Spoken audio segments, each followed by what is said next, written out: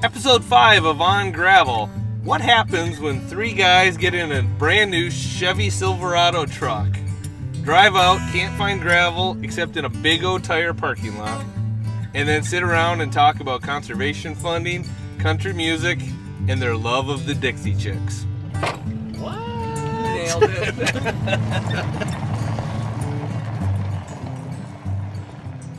Well, welcome to On Gravel.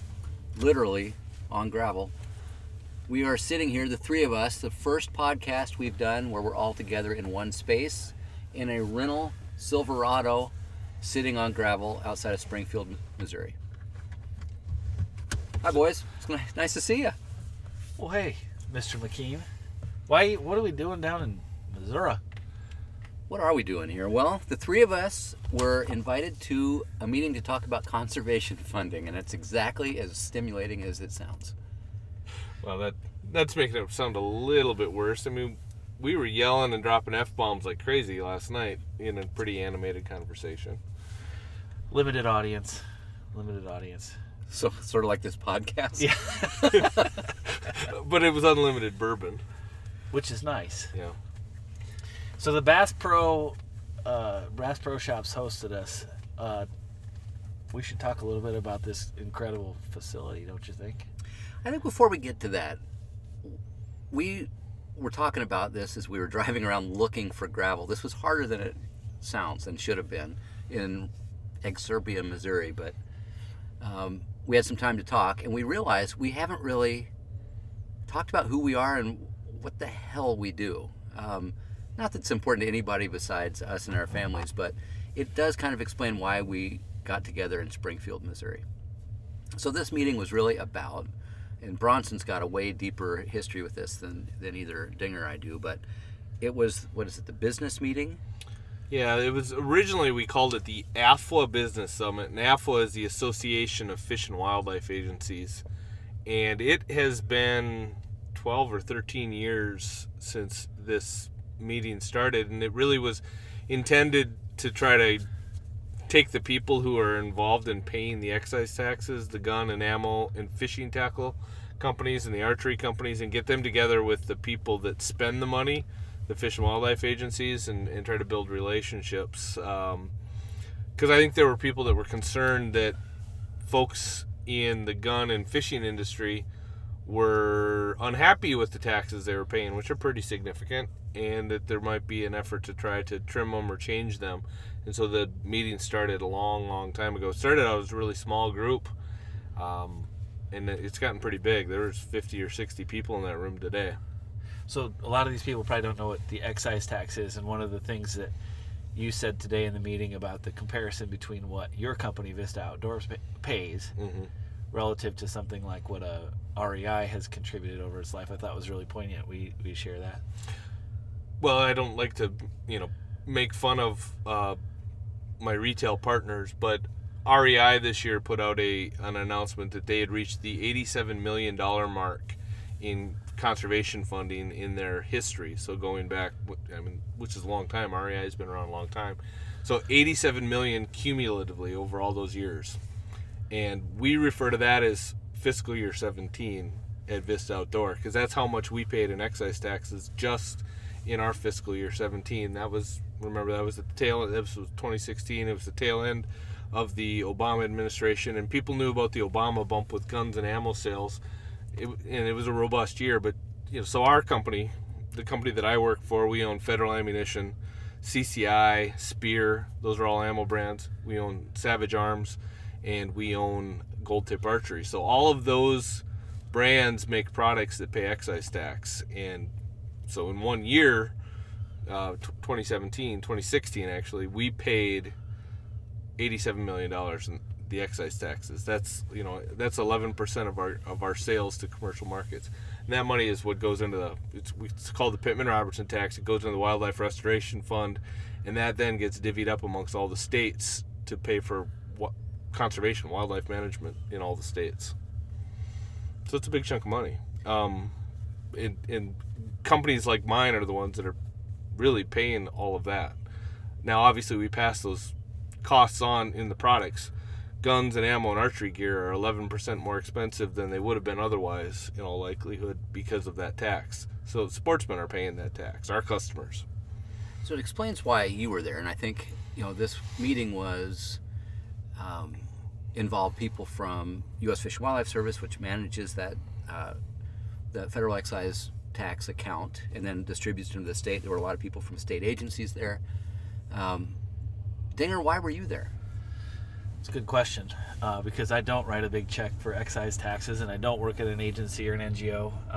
But I think Powderhook has developed a bit of a reputation as maybe being a group of instigators and problem solvers, and maybe some people who, being new to the industry, are willing to offer a perspective that some people aren't willing to say or maybe hadn't thought of before. And so honestly, I think it was there to be a head in the room that would think along with everybody and try to propose some sort of solutions and some sort of answers to the problems presented in the meeting. And Eric, I appreciate having you in the room because you're an entrepreneur. You're throwing out ideas, you're thinking, you're trying to get things started.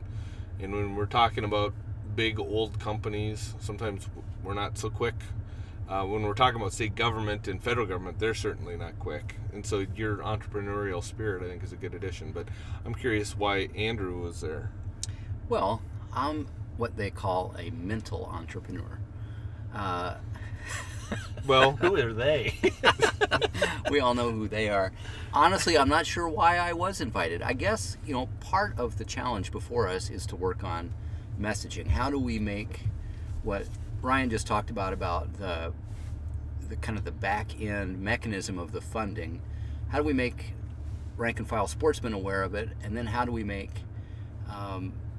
policymakers aware that this funding mechanism is really the golden goose that keeps funding this magical system of wildlife management in America? So maybe I was there as a content producer or somebody who's has got a background in messaging.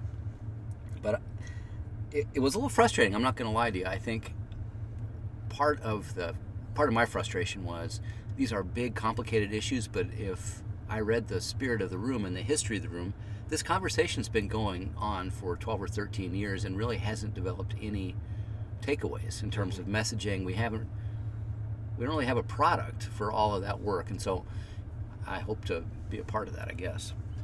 That's one of the things that, as an entrepreneur, is so foreign to how I think and to how our company runs, because we just simply don't have the luxury of somebody else paying our bills, and there is no travel budget unless we produce value.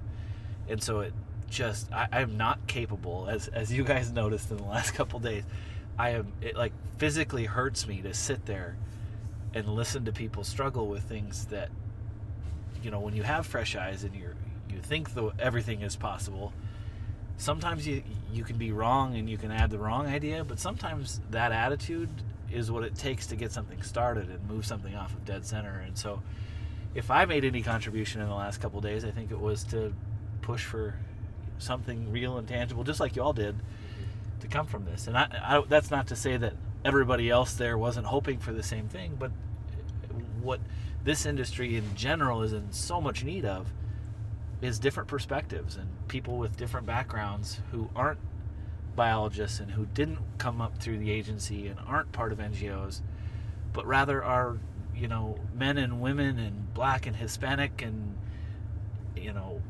immigrants from all over the world who could bring a perspective that this group simply cannot have because of the bubble they live in. Mm-hmm. If I try not to be angry or dwell on this, but if you think about all the airfare that was required to get the people to Springfield, Missouri, the meals we had, this was, a $400,000 meeting. This is the 13th meeting, and maybe they weren't all this size or all this expensive. Who's paying for that? It's the sportsmen of America through the excise tax that they pay when they buy ammunition, guns, and archery equipment. The sportsmen should be mad that there's not been any tangible outcome about this. And so I really hope that we don't have to meet every year to figure it out. Well, that's one of my frustrations is that one of the taxpayers is this meeting gets funded by a multi-state grant. It's a very, very small sliver of the overall excise tax fund that gets divvied up by the Association of Fish and Wildlife Agencies, and I go to the Association of Fish and Wildlife Agency meeting every year, the AFWA meeting, and I'm not allowed to sit on the committee that decides who's going to get multi-state grants. I don't get a seat at that table. You have to only be a state director, and it has to be a part of an NCN, and which is a National Conservation Needs. There's this whole alphabet soup and bureaucracy that's involved that can be extremely frustrating, and I try to work with patience through that system, but I got to tell you guys, this year was the most frustrated I've been in quite a while. Now today I felt like we made some headway, and part of that was because I got to lecture and rant a little bit. But my big win today, guys, is when I had a writer for a major publication or set of publications come up to me and say, I've been explaining Pittman-Robertson wrong for years and years and years, and now I'm going to go and correct it and explain it right. He had been telling his readers that the tax was on guns, ammo, archery equipment, and other outdoor gear, and the other outdoor gear is not true. The camouflage clothing and tree stands and all of those things don't pay the excise tax. It's only guns, finished ammo. It's not reloading components. It's guns, finished ammo, and archery gear. So anything that attaches to a bow, that's the broadest. So if you own any of those products, you've paid that tax. You've contributed to conservation, and you are helping a system that helps protect hunting license and everything as well. So I had a win, but it was the very last thing that happened before I walked out of that wonderful building today. So let's talk about that wonderful building, because the SAV to me was the place where we were. We were at the Bass Pro Shop's Wonders of Wildlife facility, and it's impressive.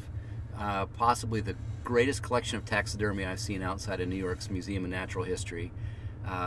Some great dioramas and some great kind of interpretation of what wildlife conservation means in America. But the facility itself was amazing. Yeah, and I'd been invited to come to the grand opening and had a conflict, and we had other people from the company that did go to it, and people said it was cool. I didn't realize how cool it is. It is a place that now, having seen it, I probably will want to try to bring my family back, because it's the kind of place where you could spend a lot of time and look at. Yeah, the taxidermy's spectacular, and the natural settings and everything is cool. The aquariums are just amazing. But so Eric and I last night, we were in this area in the aquarium where we were having the dinner, and they have a big what they call it, a bait ball, where it was a giant, huge, I don't know how many thousands of red herrings, and they were swimming around in a circle in a tight ball like bait fish do when there's predators around. And the only reason that they did that is because they put sharks in that tank, and the sole reason that the sharks are there is to create the bait ball effect so that people can see what a bait ball looks like. And I thought, well, now that's a detail that I wouldn't have thought of. It kind of fascinated me. Although I got to tell you, my heart goes out a little bit to those herrings. So all day long, they are in terror and balling up. Like, do they get a break? Do they take the sharks out at some point? Don't know. The thing that, frankly, it's a very cool place. It's one of the most attentive to detail places I've ever been, period. Yeah. You're talking about 100-foot long rooms full of taxidermy where they took the time to make sure the dirt, which is glued to the ground, looks like it's been matted down by fighting animals. Like, we are talking an incredible level of detail. The thing I kept thinking is, I've shot a few deer in my life. I shot a nice elk in Colorado a couple years ago, and I lament, like, gosh, should I full body mount this thing, do a head mount, or just cut the antlers off and keep that? And you're always like, it's $600, $700, $800, but what's that in the grand scheme of things? But I want to shoot a bigger one, whatever. So I always talk myself out of it. And then you go to a place like Wonders of Wildlife, where it's not just that there's a mounted caribou, and it's not just a full body mounted caribou. It's 25 running full body caribou running away from 3 full body mounted wolves, chasing them up what looks like an icy cliff, and it's all so perfect. And here I am like, I don't know if I should shoulder mount my elk. It's just so far from everybody else's reality. It's incredible, which is why people pay to go there, I suppose. Yeah, yeah. And no one's ever paid to show up in the Dinger basement, that's for sure. are you afraid of being called a trophy hunter? Well, I would be afraid to be called that because it would be untrue. Like, I just have never killed anything that anybody outside of the hunting community would look at and say, "Wow, that's a trophy." Mm-hmm. I don't. That's a great debate, and I don't have much of an opinion on what we should call people who hunt for just the big stuff. And you guys? I'm a trophy hunter, Right. but my assessment of what's a trophy is probably a little different than everybody else's. But I mean, a big fat alfalfa-fed Milk River doe is a trophy. So by your definition, you're a trophy hunter. But what about, society's going to call you a trophy hunter if you go shoot Cecil the Lion's brother? Are you a trophy hunter in that sense? I'm a trophy hunter in the sense that I appreciate and would probably select for, if we're talking deer in this case, a specimen with antlers bigger than its neighbor. So I'm going to select for that if given, if anything else is the same. But I'm also a meat hunter, and I'm also a tag filler. I think with those 3 definitions, I've covered 3 of the 5 stages of a hunter right there. Right. Yeah.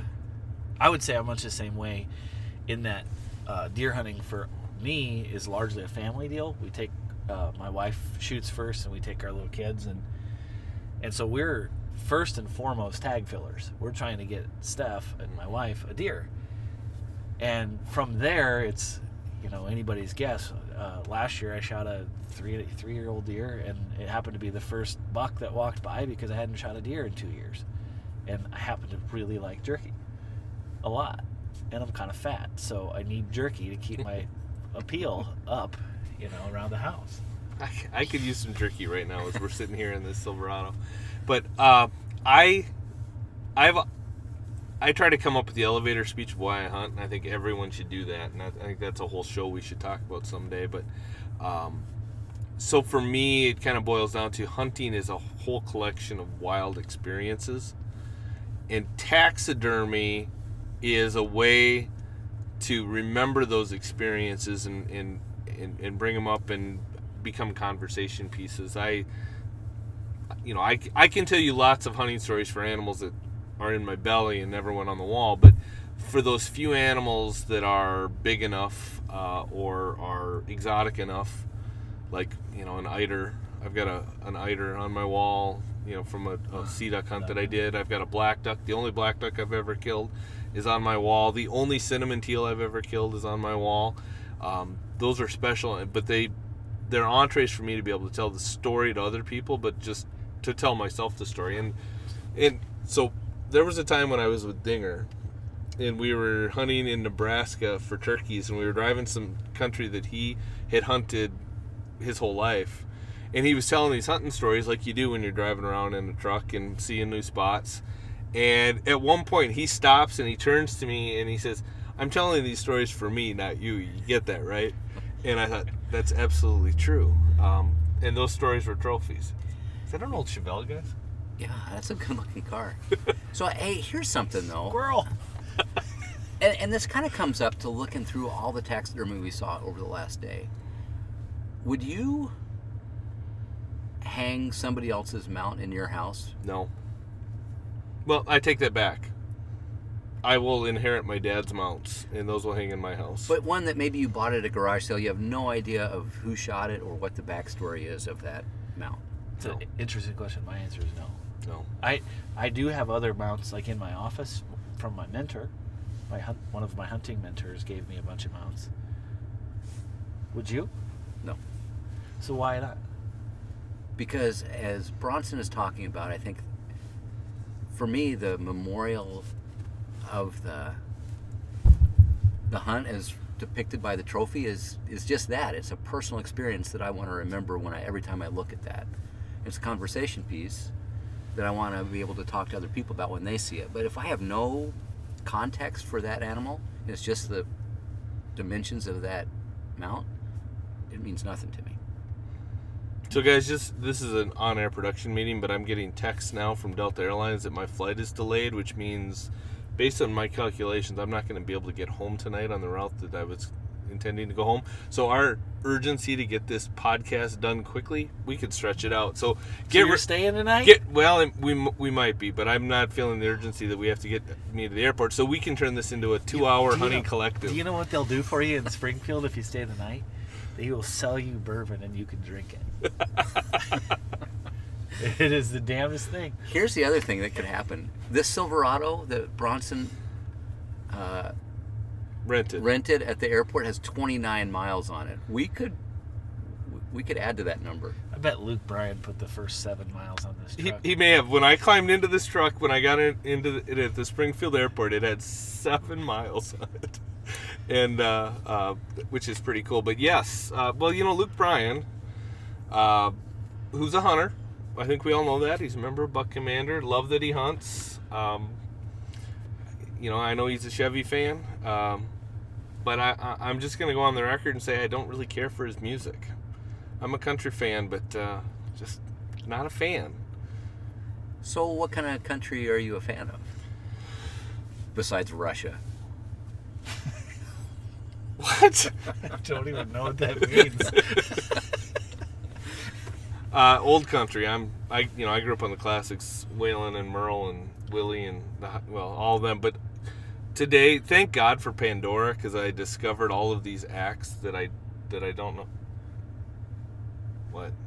There's police cars coming into the parking lot. Huh. No, they're pulling that other guy over. I don't think they're coming after us. Okay, well, podcasting isn't against the law. No. Maybe at the terrible level we do it should be. But so you're saying you like old country, but that's not true. You like new country. No, the new country that I like is things that have traditional roots. My favorite band is Randy Rogers and the Turnpike Troubadours. I'll go anywhere. You want a hunting song? That's the other thing I hear guys telling me all the time that, well, hunting, fishing, and loving every day. It's such a great country song. No, it's a garbage song. If you want a hunting song, Bird Hunters by the Turnpike Troubadours. That's a hunting song. Is a hunting song. You're welcome for that.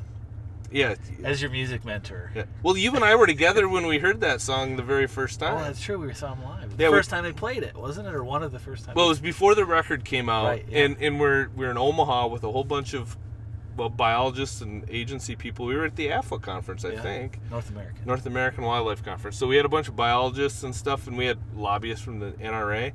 She got pregnant very soon, right around that time. She's no longer with the NRA, by the way.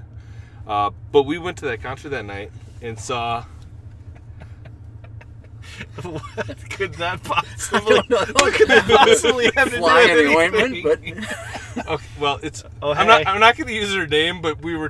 She got pregnant, and I saw her at the next meeting, and I said, "How long have you been pregnant?" And she says, "Oh, right about the time of that Turnpike Troubadours concert." And if you remember, there were guys that they were very interested in her that night, and she kind of was hiding behind us. And I don't remember that. It's rural Omaha. Well, it was Omaha. Yeah. So, let me ask you two esteemed music critics this question. Bro country happens to be something we all feel very strongly about. It is. Our level of disdain and our activism against bro country is probably unparalleled in the universe. And for those of you who know what we're talking about, hey, for those of you who don't, I think it's important that we establish a bro country line. So, Mr. McKean, in your assessment, where does the bro country start and end? it starts with bedazzled jeans. So if I have bedazzled jeans, but I sound like Roy Rogers, am I bro country? Yep. Wow. I'm a hardliner about that. So it's all about how they dress, not what they sing? Nope. So it's just all about looks with you? Nope. It's just that is the easiest way that I can describe my disdain. You wanted a line, that's where it is. There's also, if you make little heart signs on the dust of your dashboard, I'll also group you with bro country. Hearts in the dust on your dashboard? Is there of your Silverado with 29 miles on it? No, I mean, no. What about you? Bro country line. If you're not capable of playing a song in 3/4 time, bro country. If you sing about girls and never name them, and they dance in the headlights down by the creek or whatever, and you think that is really what rural American experience is like, that's bro country. That constitutes bro country. You know, we had talked for a little while that Eric Church was in the bro country line, but I don't know. Eric Church is not bro country. Bro country is guys and gals who sing songs that they don't write. There you go. That's a pretty good distinction. And I'm just going to throw out Florida Georgia line. They're so way far past the line. Oh, there's like a line Is the 7 line. states south of here. They're so far past Right. the line. So Dierks Bentley, you know, his old stuff was definitely not bro country, but I think his last couple albums were bro country. So, the bro country line for me is Eric Church. Everything more preposterous and ridiculous than Eric Church is pop music. I happen to really enjoy some pop music. Totally fine with the Luke Bryans and the Jason Aldeans and the Florida Georgia lines and the whoever's making a living, having a great time, hunting, fishing, loving every day, do your thing. But for the love of everything holy, please stop wrecking every radio station I used to like. And it's not even their fault. Like, they're making pop music, popular music, with the same sound over and over and over, and mixing in rappers and things, and more power to you. Just take it off of country radio and put country music back on country radio. That's my stance. So Eric Church is a line. He is not bro country. He might say some ridiculous stuff here and there. I can live with it. I don't have to agree with everything that comes out of your mouth. But the man can write and sing his own song. The man writes about things he cares about, and he ships it every time I see him live. He absolutely delivers. Real country music. Everything short of that needs to be on pop radio or on easy listening radio or some other station. What was your first record? And it was probably, was it a record or was it like a Yeah, it was a 8-track? record. It was a record. My first CD, this will date me, you guys will tag me age-wise, was the Boyz II Men 2 album. Oh, that does more than date All right, you. all right. My first record was the Oak Ridge Boys, and it was the album with Elvira on it. Mine was Johnny Cash, Rock Island line, which was the whole collection of railroad songs. Yeah. In 3/4 time. 3-4 times. Not 4/4 time. And if you don't know what I'm talking about, I didn't know what I was talking about either until my kids started taking piano lessons, and The little dude can play. he can play. Suzuki, the Suzuki method. Everyone should have their kids learn to play an instrument, Suzuki method. So one of the things I wonder about with country music, and actually Luke Bryan said this, and I think it's something worth talking about. He said, well, my life isn't full of drugs, and my life isn't sad, and it's not about being on the road. It's about my family and the things I enjoy. And okay, I'll buy that. Then write about it yourself, ideally. But one of the things I think about is I didn't like old country music growing up. And it was because when Johnny Cash was singing, I couldn't relate to what he was singing. And for me, I listen to what people are saying in their music. And I think that's why bro country is a thing, because now that I've lived some life and I've traveled some miles and I've had my teeth kicked in a time or two, I understand and can feel the music that people have lived a life sing. And the bubblegum sounding, girl in a truck down by the river on the tailgate of that's just bullshit. And I can't relate to it anymore. And I think that's why I can't stand it so much. But I honestly don't think that is what many people can relate to. It is a cartoon of what they think rural American life is. Yeah. And it's not. I grew up rural American life. I live in the suburbs now, and I'm doing my best to introduce. Catcher. It is a flycatcher. Squirrel. Yeah, well, look at the tail on that. But it's almost a parody. But the thing is, I think the guys that are sitting in some room in Nashville writing these songs, and it's formulaic BS. I think that's what they think, that Americans think that it's like to live in rural America, and maybe some folks do every Friday go down and watch girls dance in the field in the headlights, and maybe they are shaking it for the birds, maybe they're shaking it for the bees, but nobody is shaking it for the catfish down in the creek. Wow. Well, why wouldn't they think that was what rural America was? That's a mic drop moment right there. See you guys. He gone. Y'all couldn't get so lucky. He's still here. Yeah. He's a flight missing podcaster. Flight risk is what he is. Why wouldn't Nashville Machine think that was what rural America is? If it sells, great. Keep doing it. Yeah. I get that. It sells. It just doesn't sell to me. So does this make us, since I'm very unequivocal about it. It's not allowed on the radio at my house. Alexa is not allowed to play this stuff. So my kids are never going to know anything else. Does that make me like the get off my lawn old man down on the corner? I hope so. Or does it mean that I have taste and I want my children to have taste? And that my parents didn't give me that gift? My dad, by the way, is the only one I know listening. So, hey, Dad. Well, there's a whole bunch of music that I listen to that I don't let my son listen to, just because the lyrics are a little harsh.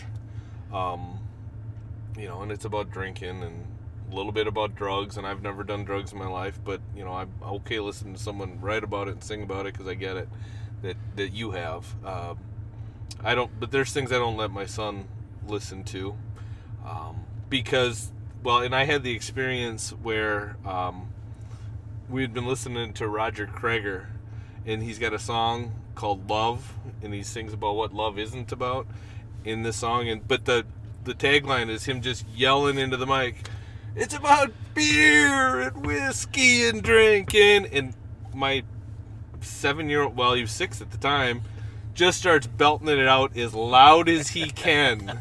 And my wife hears it, and she had a talk with me, and I saw the error of my ways, and so I'm not exposing him to everything. But there's a lot of really good country music that a kid can learn important lessons from and learn emotions. What I have against bro country is, you can say it's about emotions, but it's not. It's about biological urges. It's about sales. It's about sales, which is a biological urge. So I feel like you can't always be the antagonist. You can't always be the one that says this is wrong. So let's give our listener or listeners something to listen to. What would you recommend, Andrew? Well, maybe it's because I'm on the road. A lot of country music's about road songs. Every time I get on a plane, I play in my head Merle Haggard's Silver Wings. Oh, great song. So I'm going to leave you with that. I think that's one that if you haven't heard it, listen to it. It's catchy, and it kind of defines a little bit of that mixed feelings about movement and leaving. I am really listening to Cody Jinks's new album. Anything Cody Jinks writes and sings, I think, is spectacular. But that's what I've been listening to lately. I'm going to go pure Texas red dirt, Jason Boland. Ooh. Any Boland fans? Love him. So I'm in Vegas at the National Finals Rodeo when Army F was doing their thing there. So for some of you guys that are listening that are like, wow, what are you talking about? Just to parallel somebody like Jason Boland with somebody like Jason Aldean. So Jason Boland plays small venues, travels all year round, making and singing and living the life he sings about. What frustrates me about bro country with somebody like Jason Aldean is he does not live anything like the life he sings about. Jason Aldean flies to concert venues, and I get how hard it would be to be relatable if you're like, oh, I flew to the concert in St. Louis today, and now I gotta be in Seattle tomorrow. Like, that's just not a tune that any of us would listen to. But man, there's got to be something in between a total bullshit way of writing songs and singing them and where we are. Yeah. Oh, now you're making me think of Creager songs about the road. Well, I've got a country song in me, because today is the first day of my kids going back to school. My daughter is a freshman. It's her first day as a freshman. And, I'm missing her. There's a country song there somewhere that I'm going to have to sort of pin tonight, I guess. Well, and you're a writer. Maybe you could do the world a favor and start writing new bro country songs. You can write them in their tempo, but with like words that make sense. Can you write in 3/4 time? Oh, He can yes, write I anything. can. Close enough. All right, so tell us about... I have one thing I want to come clean with about country music before we move beyond the topic. I think the Dixie Chicks are spectacular music makers. Wow. That's a lot. That's a bold statement for a gunman. I don't like their politics, but I think they make great music. So, Or did make great music. if I may, the thing that I think is really great about what you just said, and I'm going to totally rip off the pastor at my church, but he often says that people are infinite. And so for us to put people in a category is really difficult because we're not really any one thing or any couple of things. We are deeply capable of thought. So for you to be a gun guy and say, I like the Dixie Chicks, is an example of how humans have incredible depth. And I think it's really cool for you to say something like that, because all of us, whether we'll admit it or not, or whether it's the manliest thing we can do or not, have idiosyncratic things that we like and that we think are funny, and maybe there's a comedian we think is goofy enough to listen to, or maybe this left-wing talk show guy just cracks you up and you love listening to him. I think that's perfectly cool. I don't think that any one way of life or any one view or any one category defines anybody, and so I think that's cool that you admit that. Also,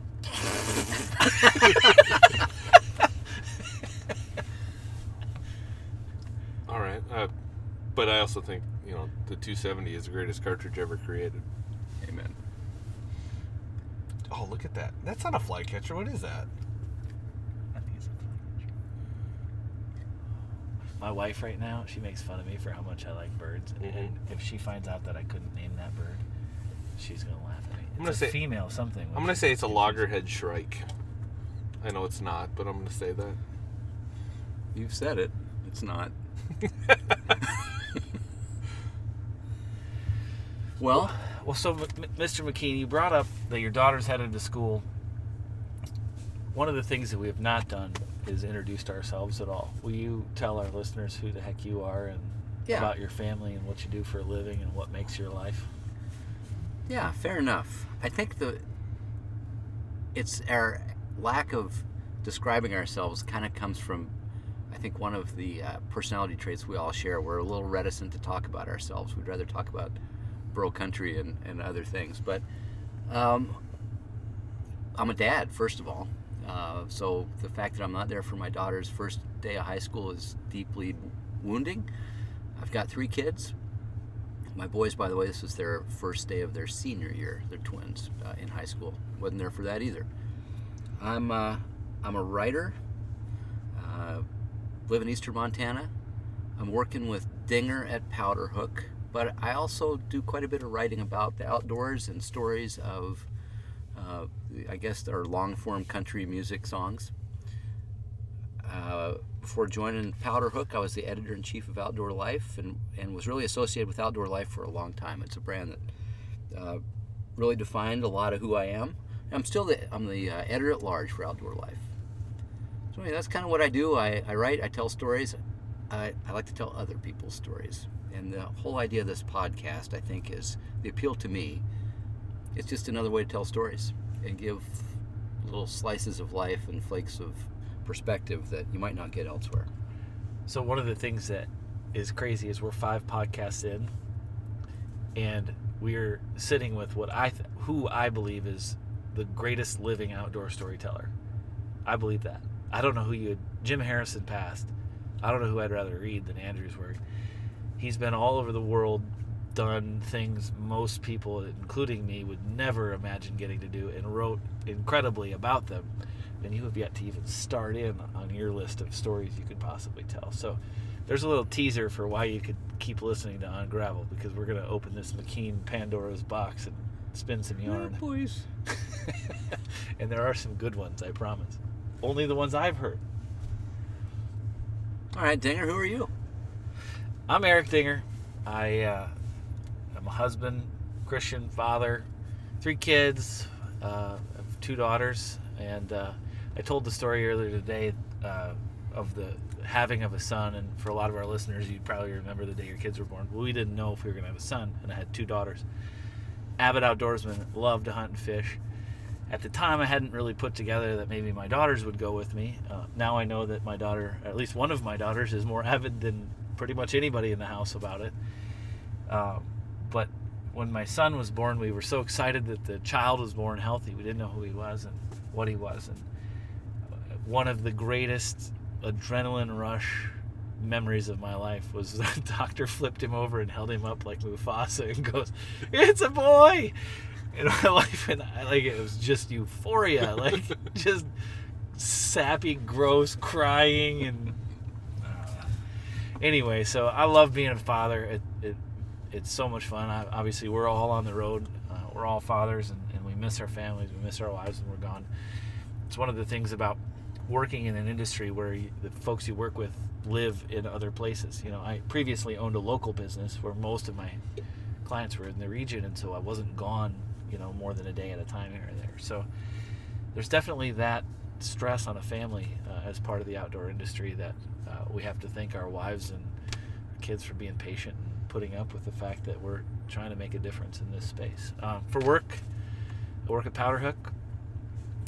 We're a company that exists to create more hunters, and so a lot of what we'll talk about on this podcast is how to do that and what's ailing this hunting machine and what's right about it. And we hope to inspire people to invite others and to share this incredible lifestyle that we get to live.